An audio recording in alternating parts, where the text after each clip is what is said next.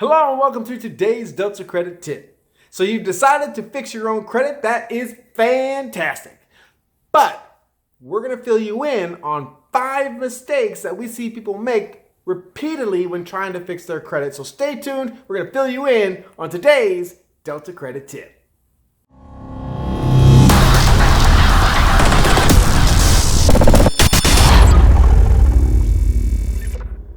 Hello YouTube fans and welcome back to today's Delta Credit Tip. So today we're talking about mistakes that we see customers make prior to coming to us for services when they're trying to fix their own credit.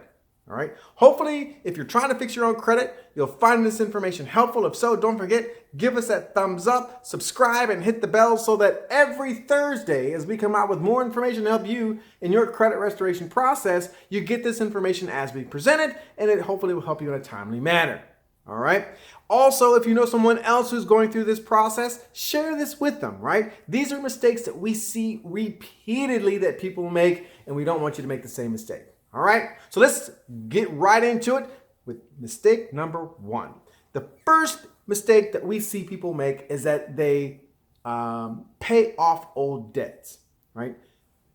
The reason why this may be problematic is before you pay off a collection account that's dated, first, of course, you want to validate the debt and make sure that it's something that you legally still owe or that the claim is still accurate on the credit report. But a lot of times what happens is that the account was reported, let's say 3 years ago, right? And they haven't really done anything since, because remember, if you remember from our other videos, the statute of limitations on how long they can report is up to 7 years. So all they've really got to do is report it once, and it will sit there for the longevity of up to 7 years.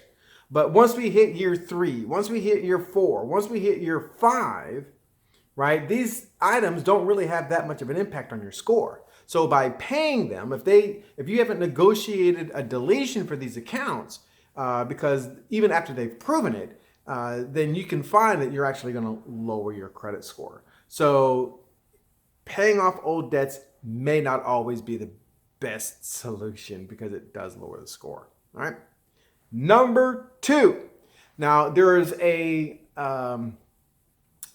trend that we've seen out there that, hey, if you want to build credit, you get a credit card, you make a bunch of purchases on the card, and then you slowly pay them off over time. This shows payment history, and this should build your score, right?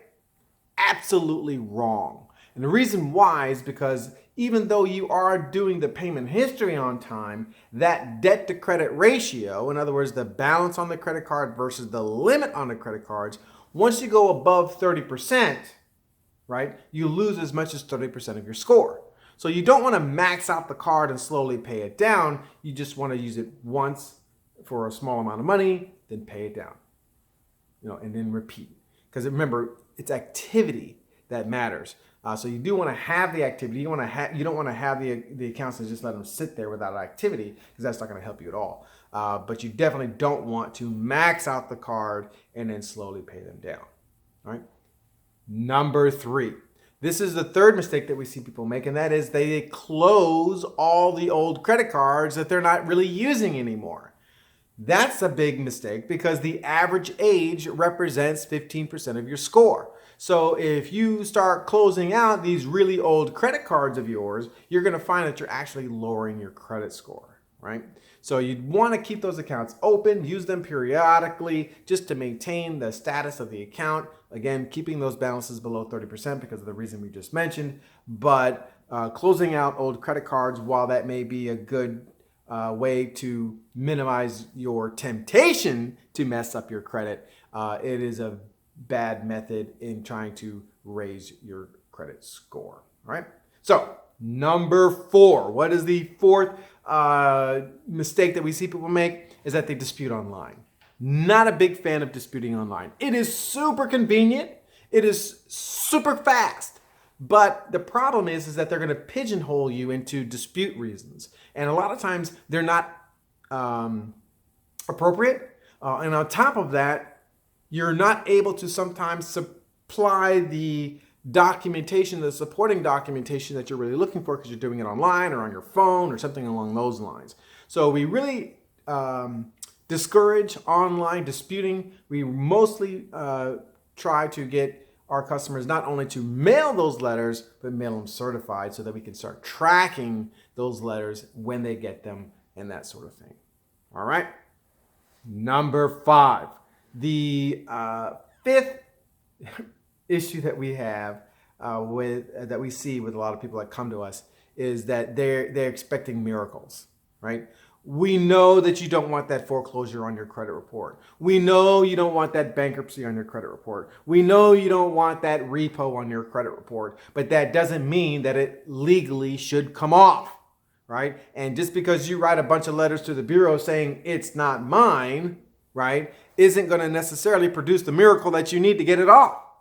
Right? You're going to have to actually do the due diligence, really investigate how they're doing it, their methodology of how they're collecting the account, how they're reporting the account, so that you can have a legitimate reason as to why it doesn't belong on the credit report. Just expecting a miracle that, hey, I want it off because I don't like it, isn't going to exactly produce the results that you're looking for. All right? So don't expect miracles. So going back, again, don't pay off all your old debt expecting it to raise your score, because sometimes you have the contrary effect.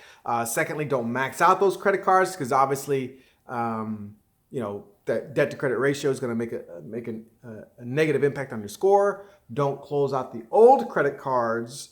Don't dispute online, and have realistic expectations, because you're not going to get everything deleted just because you can. That's why the budgeting piece is so important, because as you go through this credit repair process and they prove a debt is yours and they've proven that they've followed the rules, you're going to need the cash flow to settle those debts, get them resolved, and maybe get them deleted from the credit report that way. All right. So hopefully, again, this information helps. Again, subscribe, give us a thumbs up, hit the notification bell so that every Thursday as we come out with more information to help you in your credit restoration process, you get that information right out of the gate. And again, share this information with those that may need the help. And this is how we can all make a choice, make a change.